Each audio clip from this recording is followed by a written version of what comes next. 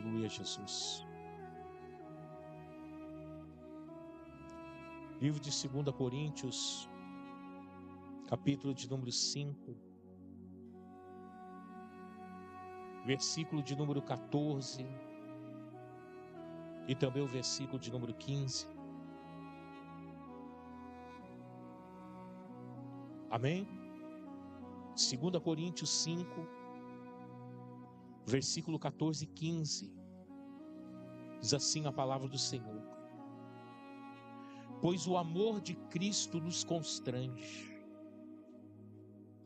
porque estamos convencidos de que um morreu por todos, logo todos morreram. E ele morreu por todos, para que aqueles que vivem já não vivam mais para si mesmo, mas para aquele que por ele morreu e ressuscitou. Amém, Jesus?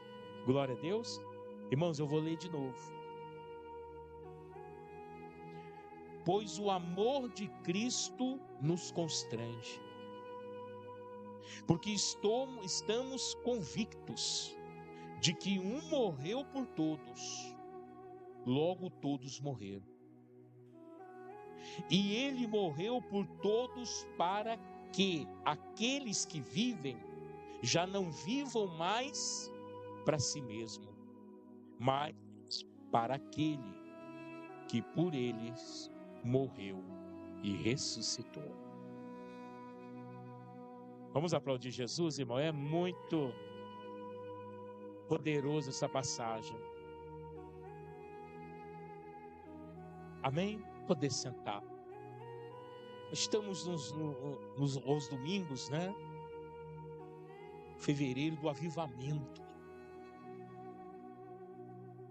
Avivamento, eu creio que a ideia, né, que os irmãos têm, pois pastor, avivamento é voltar a orar.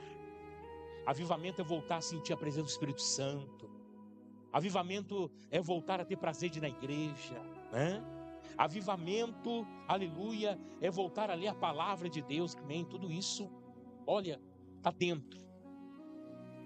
Mas uma coisa eu quero alertar aos irmãos: não há avivamento sem arrependimento.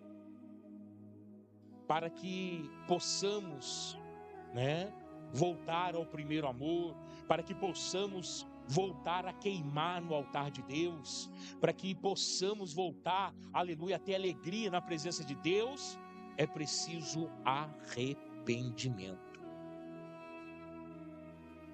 Porque o afastamento da presença de Deus não é dado por Deus.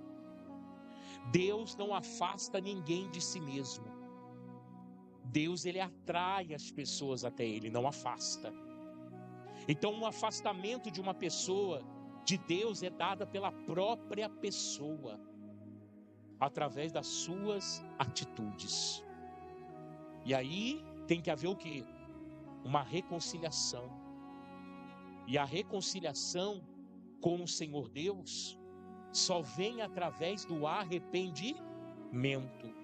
Porque quando há arrependimento genuíno, nato, vivo, verdadeiro, então o Senhor concede o perdão. Quem está entendendo, diga amém. E o perdão de Deus é o amor de Deus, que Paulo está dizendo aqui, que nos constrange.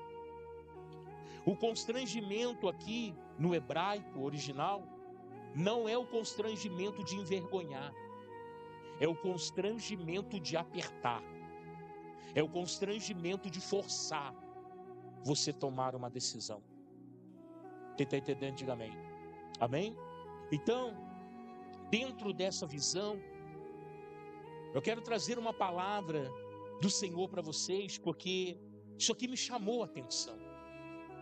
Paulo, ele teve a consciência, ele conseguiu extrair do mais profundo do conhecimento de Deus o que é o amor de Deus. Porque muitas das vezes, meu amado, o mundo que está lá fora, ou até mesmo pessoas que estão dentro da igreja, confunde o amor de Deus com o amor do homem. e acha que conforme ele ama, assim Deus ama. Não, o amor de Deus não tem nada a ver, nem está igualado ao amor do homem. Por quê? Porque o amor do homem é injusto. O amor do homem é injusto, mas o amor de Deus não. O amor de Deus é justo. Amém, Jesus? O homem, por amor, ele faz até injustiças. Por amor, aleluia, teve pessoas que já confessaram que mataram. Por amor, teve pessoas que já falaram que roubaram. Deus não faz nada disso. Deus, ele ama, e o amor dele nos constrange. Amém, Jesus? Nos aperta, nos desafia e nos leva a conhecer mais de Cristo Jesus. Pois bem, Paulo conseguiu extrair isso do mais profundo. Por quê? Porque Paulo, ele teve um relacionamento profundo com Deus. Paulo, ele foi um homem que se entregou totalmente, não parcialmente. Há muitas pessoas hoje que Deus toma conta de certas áreas da sua vida, das outras áreas quem toma conta é a própria pessoa. Deus, ele não quer ser parcial na sua vida, ou ter algumas áreas da sua vida, não. Jesus, ele quer ter a totalidade do seu ser, da sua atenção, do seu coração e da sua vida. Amém, Jesus? Paulo conseguiu chegar a esse nível de entrega, não olhando para as coisas que se veem, mas sim para as que não se veem, porque as que vêm são temporais, mas as que não vêm são eternas. Olha o pensamento de Paulo, olha a visão do apóstolo Paulo. Eles conseguiu extrair isso de Cristo. Então, para que os irmãos entendam um pouquinho do apóstolo Paulo, olha só, o apóstolo Paulo, ele fundou 14 igrejas. 14 igrejas ele fundou. E aqui, a igreja de Corinto, foi uma das igrejas que ele fundou. E a igreja de Corinto não foi a primeira igreja que ele fundou. Ele fundou essa igreja, aleluia, no final da sua segunda viagem missionária. E ele ficou 2 anos ali na Europa, fazendo a obra do Senhor, pregando a palavra de Deus e formando a igreja de Corinto. Agora é interessante entender que a igreja de Coríntios, ela não era só uma igreja, ela era uma igreja espalhada por todo aquele território. Haviam células em vários lugares. Então, a população que Paulo ganhou ali, as almas que Paulo ganhou, eram inúmeras. Porque era uma igreja ampliada, grande, que estava em todos os lugares de Corinto. E outra curiosidade, a igreja de Corinto, a maioria das pessoas que estavam nela eram pessoas humildes. Não eram pessoas ricas. Não eram pessoas influentes. Não, eram pessoas humildes. Mas a igreja de Coríntios, diferente de todas as outras igrejas que Paulo fundou, vai dizer, aleluia, em 1 Coríntios capítulo 1, versículo de 4 a 7, que a igreja de Corinto era a igreja mais completa que Paulo tentou tinha fundado. Por quê? Porque não faltava nenhum dom a ela. Não faltava nenhum dom a essa igreja. Só para que os irmãos entendam, são 9 dons. Preste bem atenção. Aleluia. Palavra de sabedoria. Olha os dons. Palavra de sabedoria. Palavra, aleluia, de conhecimento. Fé. Dom de cura. Operação de milagres. Profecia. Discernimento de espírito. Variedades de línguas. E interpretação de línguas. Esses são os 9 dons que o Espírito Santo dá à igreja. E a igreja de Coríntios não faltava nenhum delas. Todos esses dons eram presentes dentro da igreja de Corinto. Aleluia. Então veja que Paulo, Ele conseguiu extrair daquelas pessoas humildes, muitas das vezes sem conhecimento, sem leitura. Paulo conseguiu extrair o verdadeiro amor daquele povo ao Senhor. Porque quando aquelas pessoas da igreja de Corinto se convertiam, elas se convertiam de coração, de alma, de espírito, elas se entregavam, sem nenhuma restrição, não deixava nada para trás, nada para resolver no outro dia, deixava tudo ali no altar e saía dali uma nova criatura, aleluia. Uma nova criatura, eles saíram dali. E isso fez a igreja de Corinto uma igreja poderosa, aleluia, para a glória do Senhor, aleluia. E é interessante, meu irmão, que Paulo, antes de se tornar esse grande homem de Deus, a Bíblia diz que ele foi Saulo de Tarso. Tarso é uma cidade da Turquia. Paulo não morava em Jerusalém. Ele nasceu, mas não morou. Ele morava em Tarso, uma cidade da Turquia. E por que ele estava morando lá? Porque Paulo, aleluia, quando teve as guerras em Jerusalém, os confrontos, as invasões, como de Nabucodonosor, a levada do povo para o exílio, pois bem, o povo se espalhou. E os pais de Paulo, que eram judeus, e eram judeus assim, bastante fervorosos. Só que a palavra diz que eles eram judeus, aleluia, que chegava a ser, vamos dizer a palavra certa aqui para os irmãos, eles chegavam a ser, aleluia, religiosos. Porque todo judeu que se aprofundava, que se entregava às suas crenças ou até mesmo aos seus costumes, eles passavam a ser religiosos. Então, o pai e a mãe do apóstolo Paulo eram muito religiosos. E eles saíram dali e foram para Tarso. Uma dessas invasões que destruiu Jerusalém. O apóstolo Paulo foi criado ali, cresceu ali, mas tendo o pai e a mãe judeus, eles não matricularam o apóstolo Paulo ali na Grécia, que era pertinho, em alguma escola da Grécia, não quiseram. Então, eles mandaram o apóstolo Paulo de volta para Jerusalém. Isso, Paulo tinha 13 anos. Com 13 anos, Paulo volta para Jerusalém. E ele passa a morar com uma de sua irmã, que era casada. Ele passa a morar com ela. O nome dessa irmã não aparece na Bíblia. E ele então é matriculado, diz a palavra do Senhor.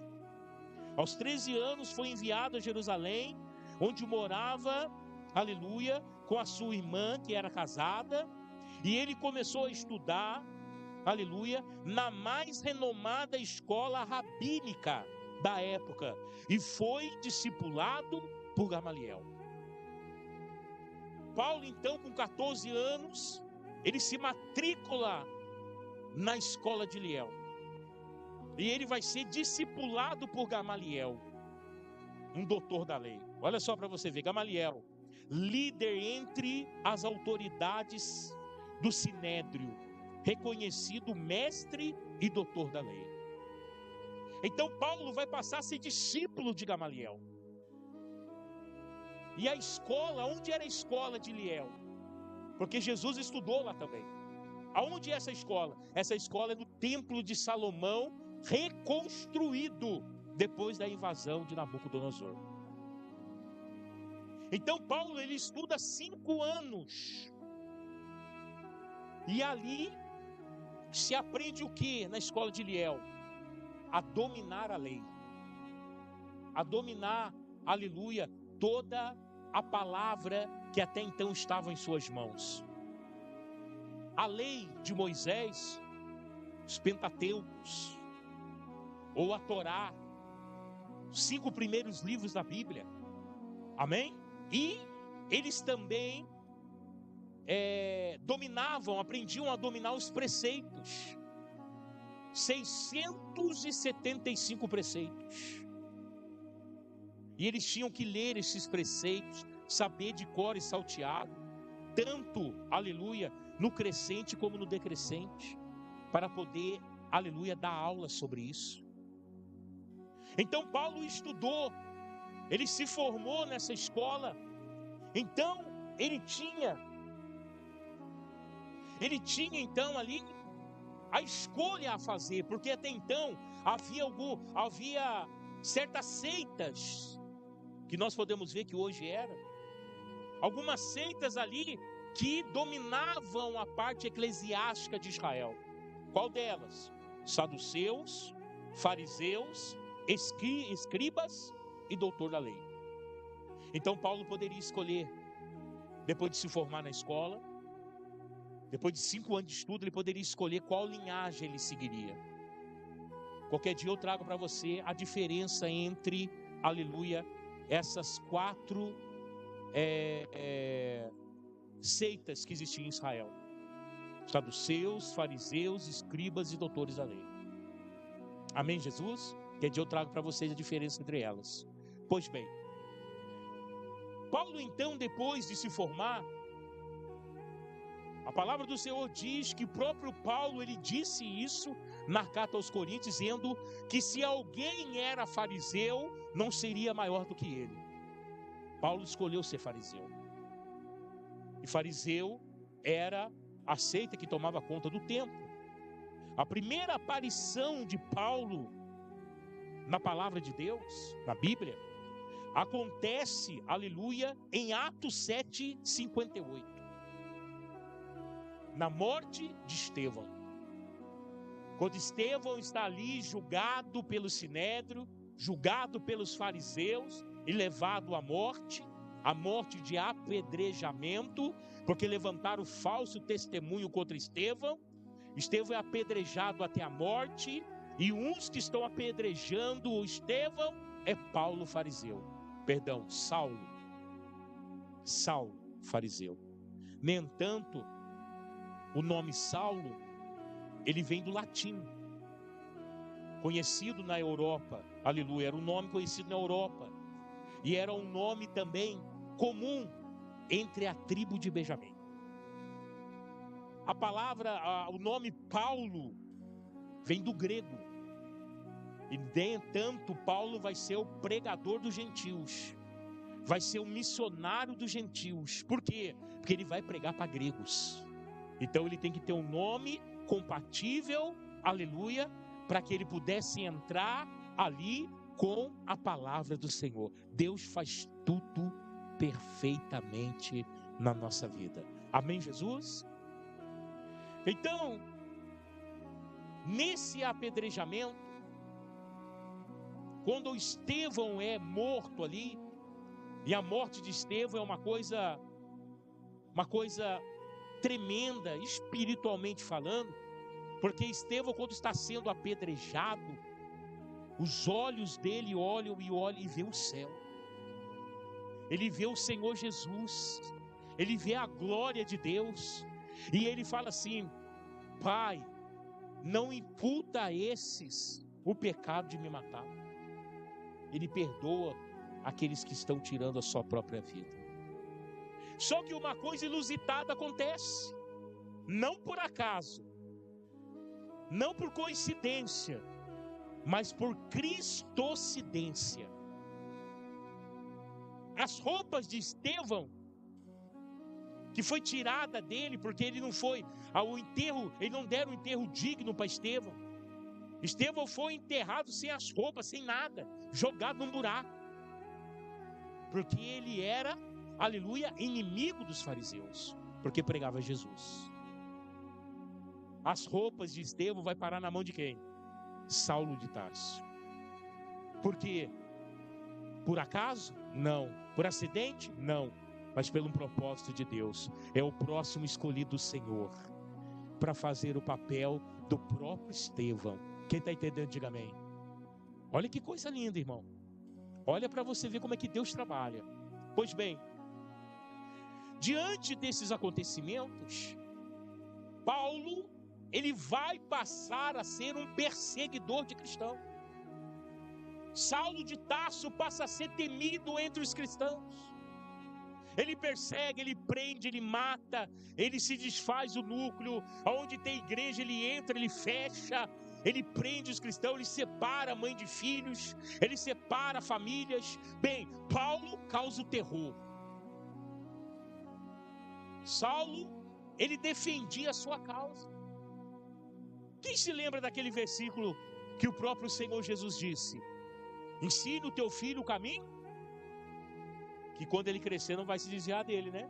Paulo foi ensinado um caminho, ele não se desviou, irmão, até que ele conheceu uma verdade maior que aquilo que ele defendia. Amém, Jesus? Porque a mudança na vida de um ser humano, ele só acontece quando ele encontra uma coisa melhor que aquilo que ele está vivendo. E Paulo encontrou Jesus na sua vida. Então diz a palavra do Senhor que Paulo está perseguindo,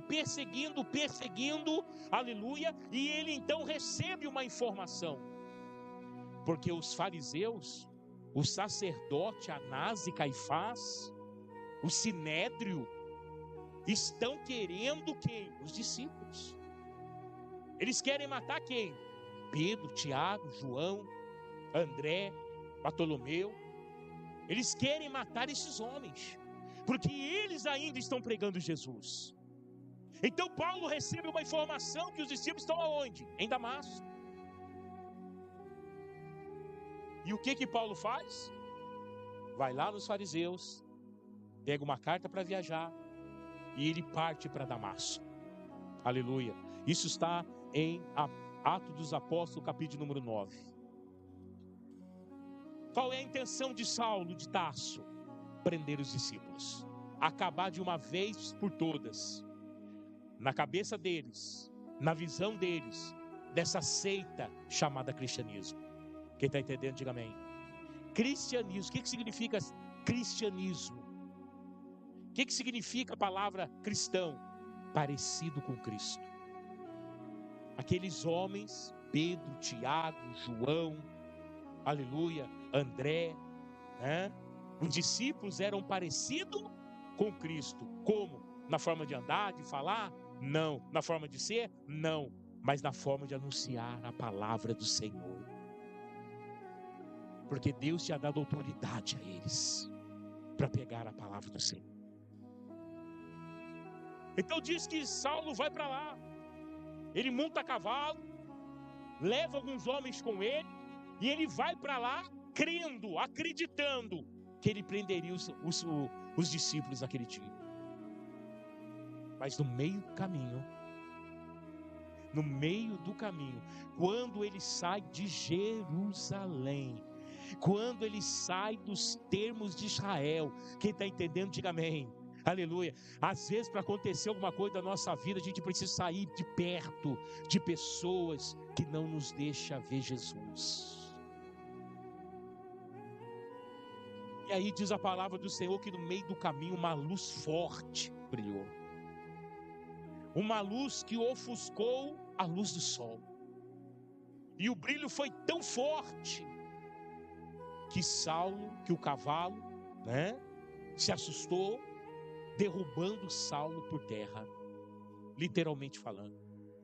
E quando Saulo bate no chão, cai no chão, Deus então tira a sua visão.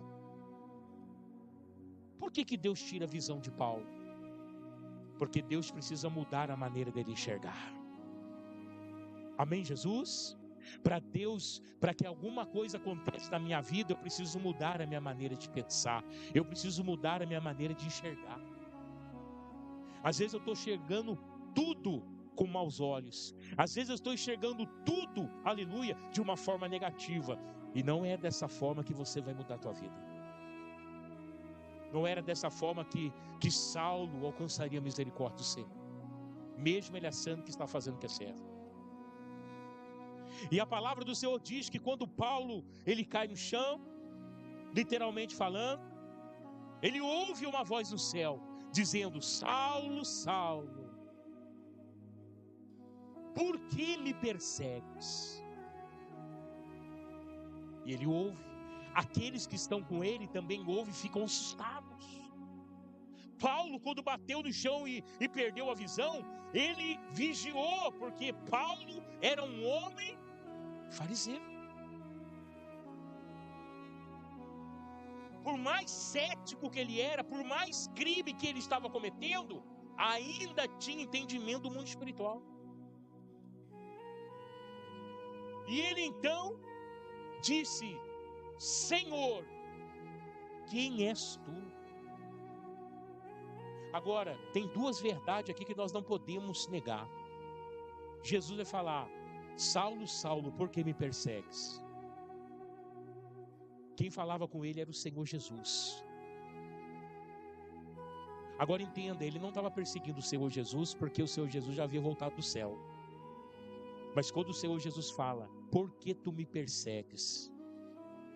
Porque o Senhor Jesus, Ele tem a mim, Ele tem a você, Ele tem a igreja como uma parte que é dele. E se alguém persegue a tua vida, a mim e a igreja, persegue a Jesus Cristo. Amém, Jesus? Daí ele vai falar: mas quem é o Senhor? E aí Jesus se revela: eu sou Jesus, a quem você me persegue.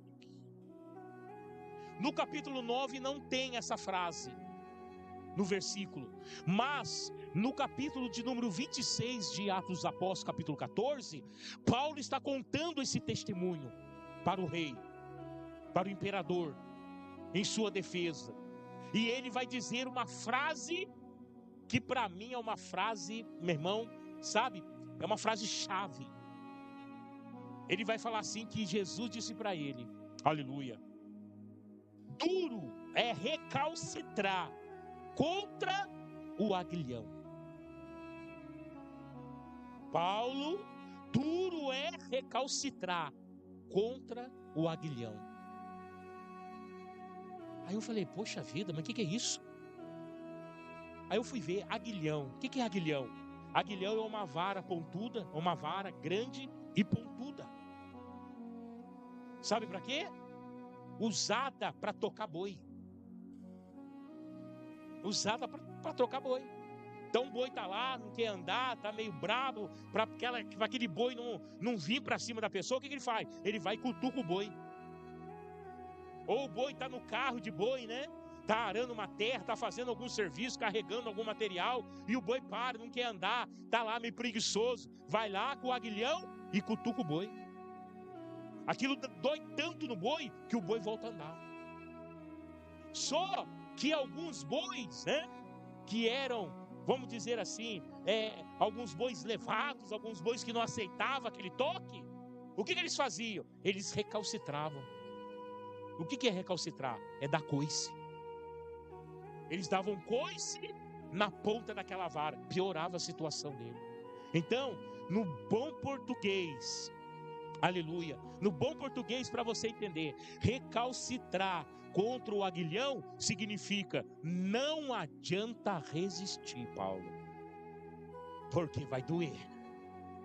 Quanto mais você resistir, mais vai doer, porque eu estou chamando você. Ei, irmão, ninguém pode resistir ao chamado de Deus. Você pode até tentar, mas vai doer. E você vai chegar ao ponto que vai dizer: eis-me aqui, Senhor, chega, não quero sofrer mais. Isso aconteceu com Paulo.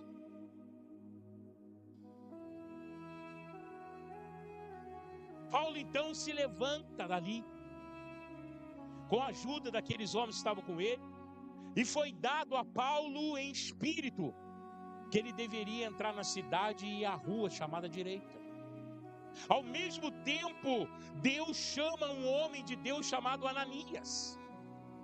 Vai lá Ananias e revela a ele a palavra. Ananias, não sei se Ananias está orando, eu não sei aonde Ananias está, mas Deus fala com ele: Ananias. Ele fala: eis-me aqui, Senhor. Vai até a rua chamada direita,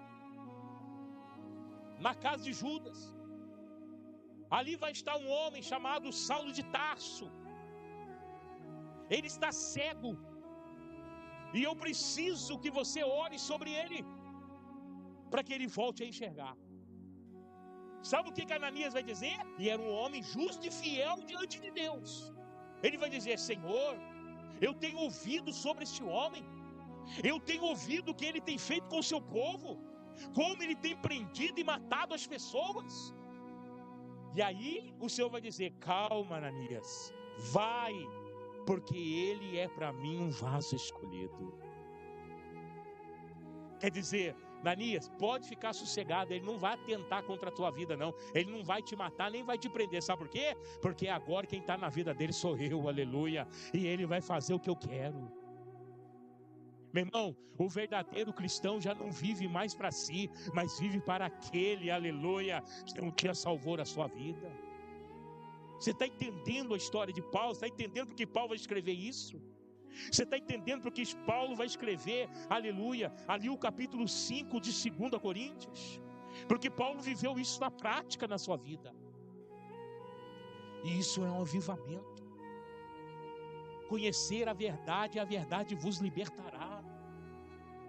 Aleluias. João 8,32, né? E conhecereis a verdade, e a verdade vos libertará.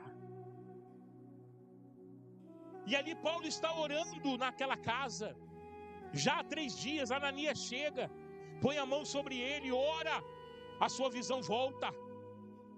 Naquele mesmo dia ele é batizado nas águas, naquele mesmo dia ele é batizado no Espírito Santo, e naquele mesmo dia diz a palavra, que ele já vai colocar no seu coração a vontade de fazer a obra do Senhor. O que Deus tem para fazer na tua vida, Ele tem pressa. Então se alinhe à vontade do Senhor, aleluia, se alinhe à vontade do Senhor, porque Deus tem pressa para fazer na tua vida, aleluia. Diz a palavra que Paulo descansou alguns dias, e quando ele levantou, ele ficou com os discípulos para aprender o Evangelho de Jesus Cristo. Paulo aceitou Jesus como seu único e suficiente Salvador. Paulo entendeu que Jesus era o Messias, o Rei de Israel, o Salvador do seu povo. E Paulo vai dizer uma frase, aleluia.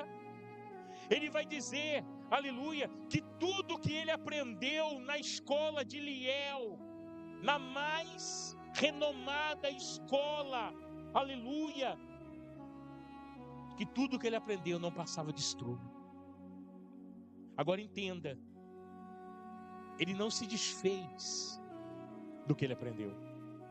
Estrume é aquilo que você coloca para enxertar as plantas, a plantação para adubar a terra. Quem está entendendo, diga amém. Bem, o que eu aprendi hoje só vai ajudar eu a entender a verdadeira verdade. Amém, Jesus?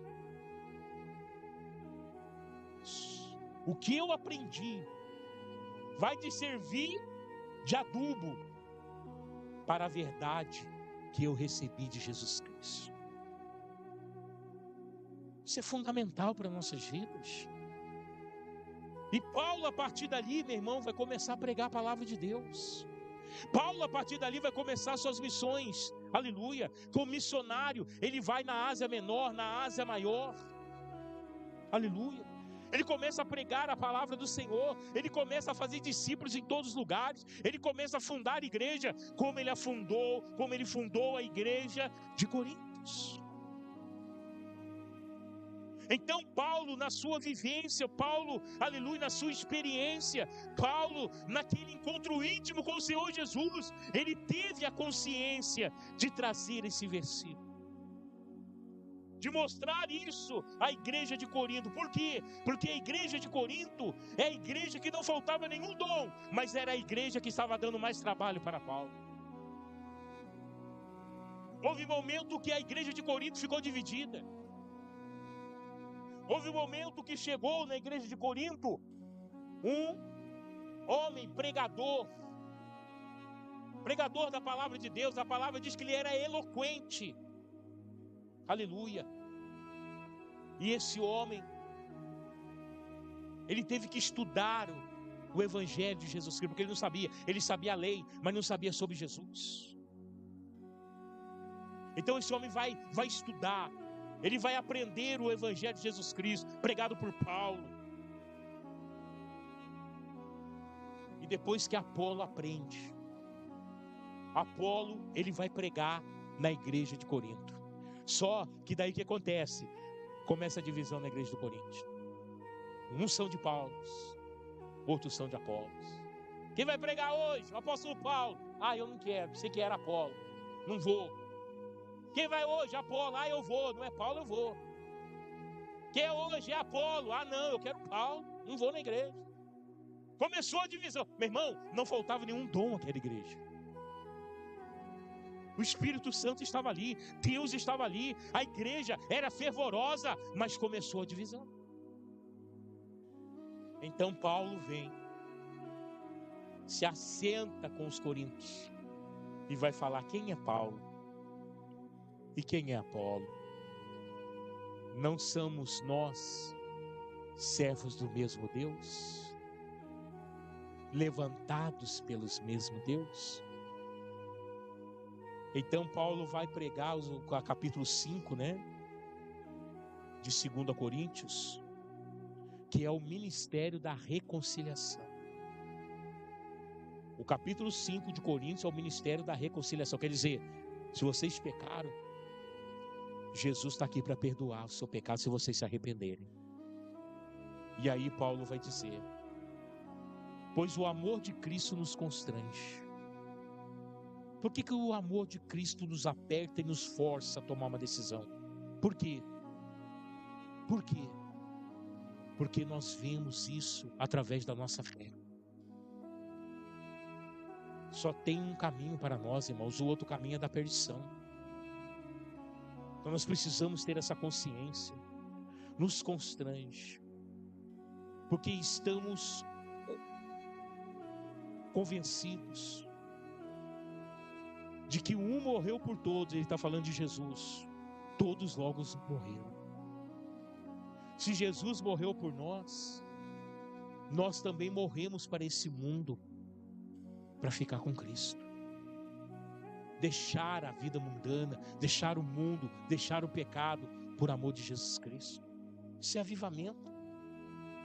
Isso é transformação de vida.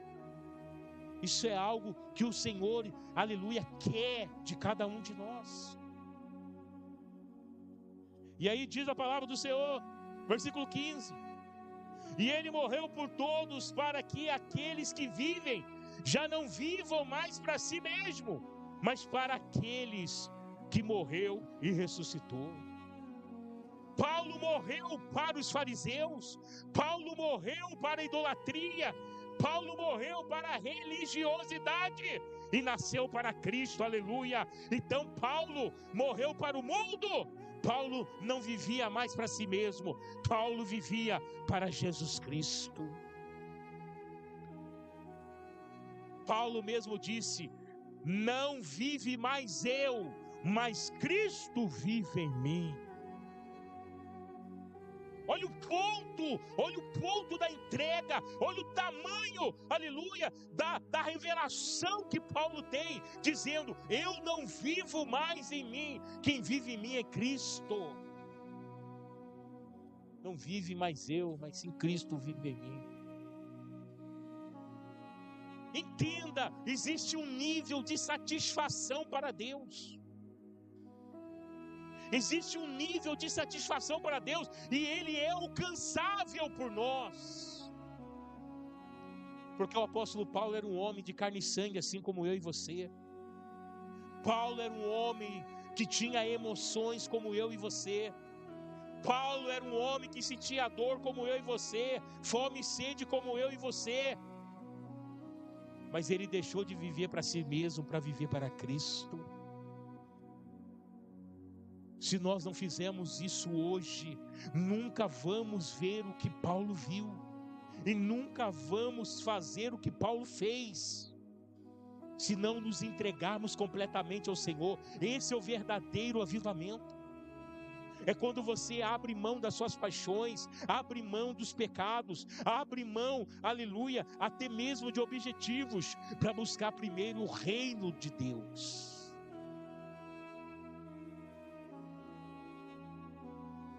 Aleluia. Não sou eu mais que vivo, mas é Cristo que vive em mim.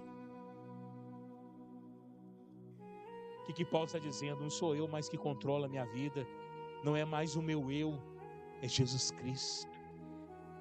É Ele que controla a minha vida. Amém, Jesus? Quem entendeu, diga amém. Então o amor de Deus, Ele nos constrange, Ele vai nos forçar a tomar uma decisão. Que você possa pegar o exemplo do apóstolo Paulo, no nome do Senhor Jesus, e que você possa entender que o melhor caminho para a sua vida é do lado de Jesus e não fora dele. Amém? O mundo está aí, tentando controlar sua mente todos os dias. O mundo está aí, todo dia uma coisa diferente, uma coisa nova, aleluia, né? Sempre apresentando coisas, aleluia, de tecnologia. Para quê? Porque o interesse do diabo é controlar sua mente. Controlou sua mente, controla você.